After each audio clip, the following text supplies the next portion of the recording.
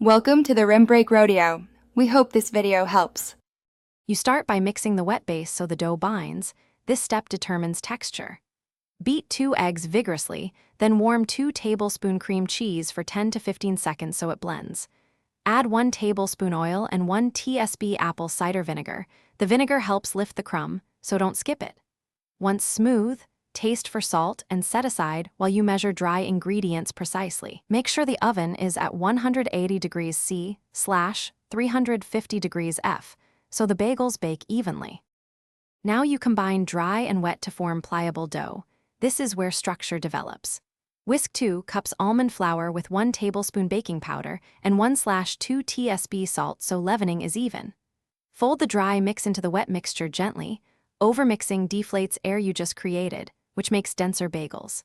If the dough seems crumbly, add 1 to 2 tablespoon water or an extra egg white. Make sure it holds together but is not sticky, because that affects shaping and bake time.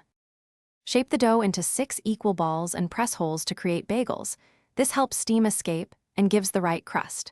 Brush each with egg wash for color, then sprinkle sesame or everything seasoning if you like. Bake 18 to 22 minutes at 180 degrees C/350 degrees F and rotate the tray halfway to brown evenly.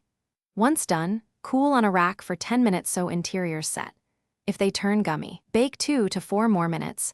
That's the key troubleshooting tip. Thanks for watching. Consider subscribing if we helped you.